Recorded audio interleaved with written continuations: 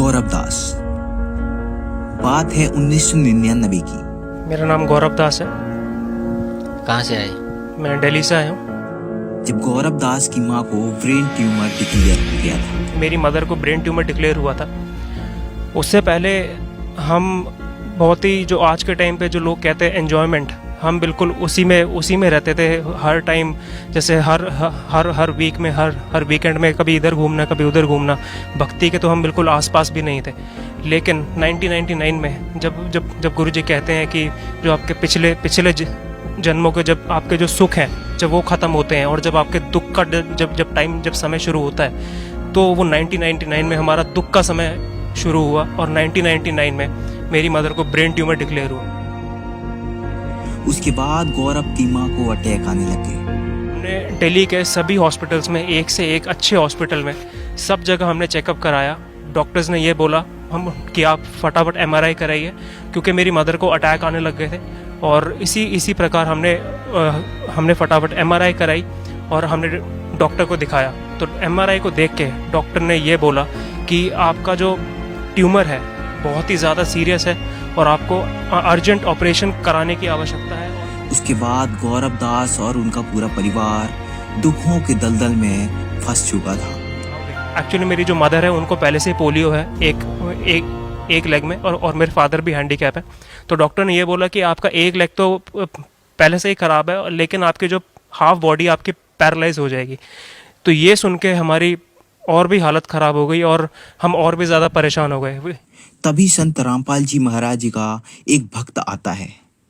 लेकिन क्या था, उनकी बातों को गौरव दास नकार दिया। तो मेरे पापा के जो फ्रेंड हैं उन्होंने सतगुरु रामपाल जी से नाम लिया हुआ था काफ़ी पहले से। तो उन्होंने हमें गुरुजी के बारे में बताया कि ऐसे ऐसे आप वहाँ जाइए और वहाँ जाने के बाद आपका ये जो कष्ट है ये आपका ठीक हो जाएगा। नाम लेने से पहले जब अंकल जब हमारे घर पे आते और गुरुजी के बारे में बातें बताते थे, तो हम उनकी बात बिल्कुल भी नहीं सुनते थे, क्योंकि उस समय हमें कष्ट का बिल्कुल भी ज्ञान नहीं था। तो जब वो हमारे घर आते थे तो हम उन्हें ये बोलते थे कि अगर आप हमारे घर पे आ रहे हो तो आप सतगुरु रामपाल जी महाराज जी के बारे में बात मत करना बिल्कुल भी, वरना अगर आपको उनके बारे में बात करनी है तो आप हमारे घर पे मत आया करो। लेकिन जब हमने सब जगह भटक ली, हम सारे हॉस्पिटल्स में देख लिया, सब जगह MRI करा ली, सब डॉक्टर्स का एक ही आंसर था कि it's a very big peninsula and it is to be needed to be operated as soon as possible। तो यही सुन के फिर हमने फिर वही कहते हैं कि जब सब जगह रास्ते बंद हो जाते हैं तो उसके बाद जो परमात्मा है उनका रास्ता खुला होता है और फिर उसके बाद भगवान याद आते हैं। तो उस समय गुरुजी दिल्ली में पीतमपुरा में सत्संग किया करते थे हर मंथ के फर्स्ट संडे को। तो हमने 2001 में 4 फरवरी 2001 में हम पीतमपुरा गए। हमने गुरुजी से नाम उपदेश लिया। हमें नाम उपदेश के बारे में कुछ भी नॉलेज नहीं थी कि नाम उपदेश क्या होता है। It was our first time कि नाम के बारे में।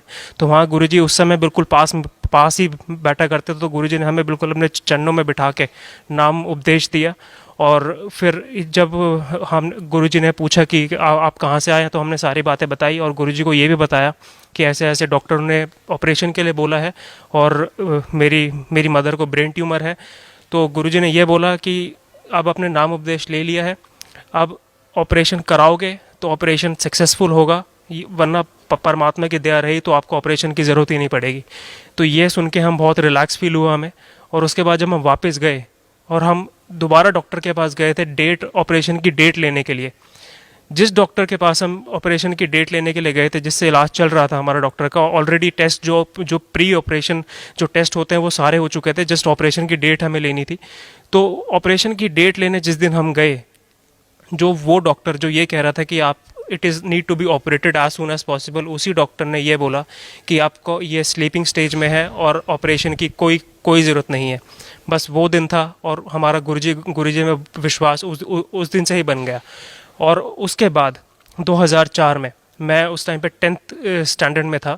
तो हम भक्ति तो चल ही रही थी, परमात्मा की दया से गुरुजी करा रहे थे भक्ति। तो विश्वास भी हमारा उसी वजह से बना था, वरना ज्ञान तो हमने कभी सुना ही नहीं था और ना हमें कोई इंटरेस्ट था ज्ञान में। हमें परमात्मा ने वो बहुत धक्के से हमें परमात्मा ने इस भक्ति में लाए हैं। 2004 में मेरी मदर को दोबारा से पैरालिटिक अटैक पड़ा रात को 19th of November 2004 में मेरी मेरी मदर को पैरालिटिक अटैक पड़ा रात को। मेरी सिस्टर 3 साल छोटी है मेरे से, तो हम रात को सोते सोते मेरी मदर को पैरालिटिक अटैक ऐसा पड़ा कि उस टाइम पे मेरे फादर के लेग में फ्रैक्चर भी हो रखा था। तो उस टाइम पे रात को सोते सोते मेरी मदर को अचानक से मेरे मदर के मुंह में से झाग निकलने लगे और मेरी मदर की पूरी बॉडी स्टिफ हो गई और अचानक से उनकी जो आंखें थी वो भैंगी हो गई और वो अपना होश, बिल्कुल उनको होश में ही नहीं थी।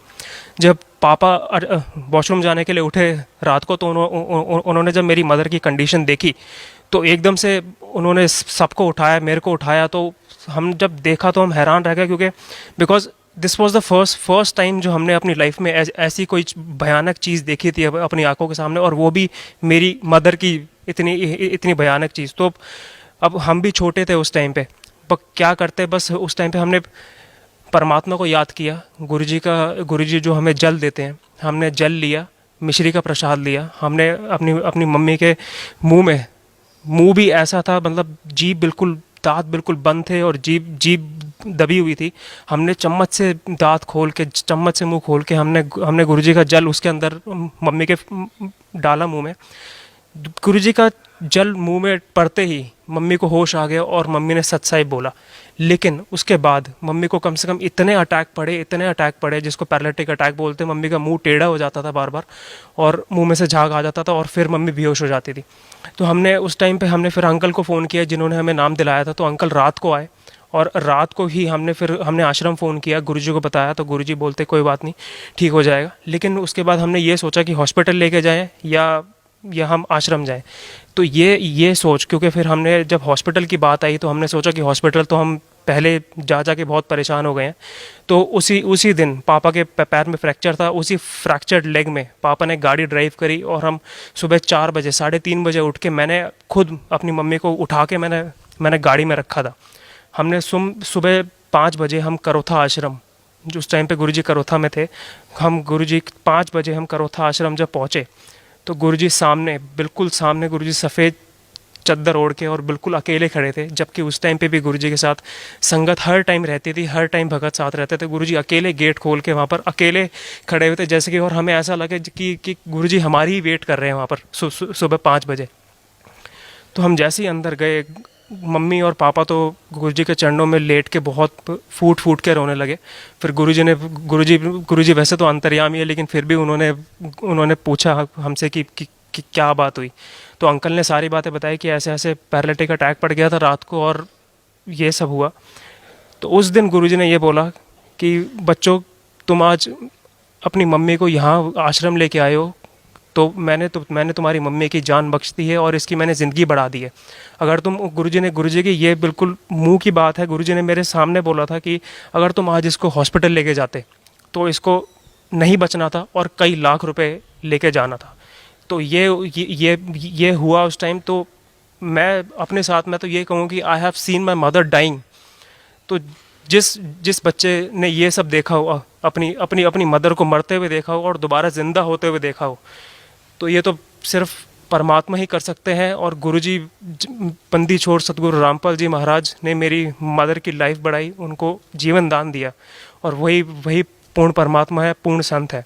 और उसके बाद हम वापस घर चले गए। नेक्स्ट डे फिर जब हमारी मदर ब्रेकफास्ट बना रही थी हमारे लिए स्कूल के लिए, तो दोबारा से मम्मी को अटैक पड़ा। उस टाइम पे अगले दिन गुरुजी वहाँ उधर सोनीपत चले गए थे सत्संग करने के लिए। जब हम उसके बाद हम मम्मी को सोनीपत लेके गए। सोनीपत जाने के बाद जब गुरुजी को, जब वहाँ दोबारा मम्मी को अटैक पड़ा, तो वहाँ पर मम्मी और पापा और अंकल बैठे हुए थे। मेरी मदर का लेफ़्ट हैंड, जो कि डॉक्टर ने बोला हुआ था कि आपका एक हैंड जाएगा ही जाएगा, ऑपरेशन करेंगे, मेरी मदर का वही हैंड पैरालाइज हो गया और उसमें से जान ख़त्म हो गई मेरी मदर के लेफ़्ट हैंड में। और कुछ ही सेकंड बाद मेरी मदर को अपने हाथ में गुरुजी का हाथ दिखाई दिया और मेरी मदर वहाँ पर सब बैठे थे, सबके सामने कह रही है कि देखो गुरुजी का हाथ, मेरे हाथ में मेरे को गुरुजी का हाथ दिखाई दे रहा है। लेकिन जो दूसरे भगत थे उन सबको तो मम्मी का ही हाथ दिखाई दे रहा था, लेकिन मम्मी को जो गुरुजी का हाथ दिखाई दे रहा था। और कुछ ही क्षणों बाद, कुछ ही सेकंड बाद मम्मी के हाथ में वो जो पावर थी, वो जो हाथ था, गुरुजी ने अपना हाथ मम्मी को दे दिया। और वो जो हाथ जो डॉक्टर ने बोला था कि आपका हाथ जाएगा, वो गुरुजी ने मम्मी को वापस दे दिया। और उसी ईयर 2004 में मेरा बोर्ड का एग्ज़ाम था, और उसी ईयर मम्मी को इतने अटैक पड़ते थे कि मैं जब भी पढ़ने के लिए बैठता था मम्मी को अटैक पड़ जाता था। और ऐसी सिचुएशन देख के ऐसे में पढ़ाई तो कोई आसपास भी नहीं थी। तो उस टाइम पे मेरा बोर्ड का एग्ज़ाम था। गुरुजी उस समय महाराष्ट्र गए हुए थे सत्संग करने के लिए। तो जब गुरुजी वापस आए तो मेरा मार्च में एग्ज़ाम था, और फरवरी तक मैंने बिल्कुल भी किताबों पे हाथ नहीं लगाया था, बिकॉज नवंबर में इतना बड़ा इंसिडेंट हुआ था मेरी लाइफ के साथ जो कि मैं सपने में भी नहीं सोच सकता था। लेकिन मैंने फिर मैंने गुरुजी से प्रार्थना करी, गुरुजी मेरा बोर्ड का एग्ज़ाम है इस समय और मैंने कुछ भी पढ़ाई नहीं करी और मुझसे कुछ भी पढ़ाई नहीं होती, क्योंकि मैं जैसे ही पढ़ने के लिए बैठता हूँ ये अटैक मेरे आंखों के सामने आ जाता है। तो गुरुजी ने मेरे को ये बोला, बेटा कि तू थोड़ी सी पढ़ाई कर ले, तेरे नंबर आ जाएंगे। और वही जो गुरुजी के गुरुजी के वचन थे उन्होंने काम किए, और मैंने हल्की थोड़ी सी पढ़ाई करी। 15 दिन में कितनी पढ़ाई होती है वो तो आप सबको पता है कि 15 दिन में कितनी पढ़ाई होती है। 15 दिन पढ़ाई करके मैंने बोर्ड का पेपर दिया 10th का, और मेरे 80% मार्क्स आए, जो कि मैं कभी सोच भी नहीं सकता था। और गुरुजी ने इतनी दया करी, परमात्मा ने इस दास के ऊपर इतनी दया करी और जीवन दान दिया। और उस दिन के बाद से परमात्मा के चरणों में गुरुजी ने लगा रखा है अपने चरणों में, और आज तक। उसके बाद मेरी मम्मी रिटायर हो गई ब्रेन ट्यूमर की वजह से। मम्मी ऑफिस भी नहीं जा पाती थी बिकॉज अटैक पड़ते थे। उसके बाद मम्मी ने रिटायरमेंट लिया। हम पहले आर.के.पुरम रहते थे दिल्ली में, गवर्नमेंट अकोमोडेशन था, मम्मी को मिला हुआ था। तो अब मम्मी ने रिटायरमेंट ले ली तो हमें गवर्नमेंट फ्लैट भी छोड़ना पड़ा था उसकी वजह से।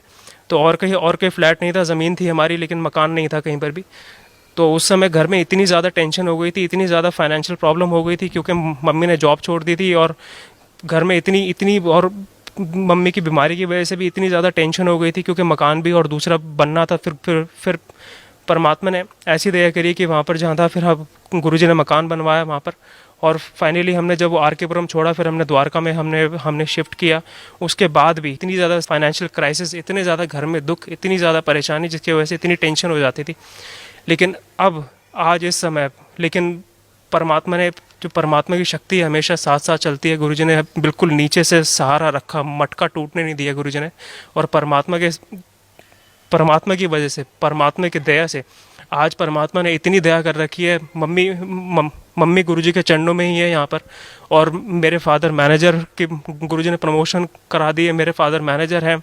मैं दिल्ली यूनिवर्सिटी से LLB कर रहा हूँ। मेरी सिस्टर भी दिल्ली यूनिवर्सिटी से पोस्ट ग्रेजुएशन कर रही है। मैं साथ में पढ़ाता भी हूँ। परमात्मा ने आज इतनी दया कर रखी है, कितना सुख दिया है परमात्मा ने, जो कि मैं सपने में भी नहीं सोच सकता था। और परमात्मा ने बिल्कुल हर समय परमात्मा ने बिल्कुल नीचे अपना साथ रखा। और परमात्मा हर समय बिल्कुल साथ रहते हैं। परमात्मा हर समय विश्वास दिला देते हैं। परमात्मा दिख जाते हैं कि हाँ बेटा मैं तेरे साथ हूँ, तू लगा रहा है, बिल्कुल लगा रहा है, मैं तेरे हमेशा साथ हूँ।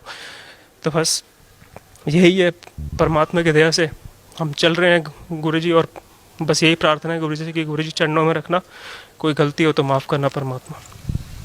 जी, भगत समाज को आप क्या संदेश देना चाहते हैं? मैं भगत समाज को यही संदेश देना चाहूँगा कि ये मानुष्य जन्म दुर्लभ है, मिले ना बारंबार। इसलिए ये जो मनुष्य जन्म है ये परमात्मा की भक्ति करने के लिए है। बाकी ये जो कर्म है ये तो पशु पक्षी भी कर रहे हैं। तो हमें जिस रीज़न की वजह से जो हमें मनुष्य जन्म मिला है, उसका प्लीज़ उसको यूज़ कीजिए। गुरुजी के चरणों में आइए, परमात्मा सदगुरु संत रामपाल जी महाराज जी के चरणों में आइए, भक्ति करो और अपना जीवन का उद्धार करो, जो कि जिस रीज़न से आप यहाँ पर आए हैं धरती पे। जी, धन्यवाद आपका बहुत बहुत।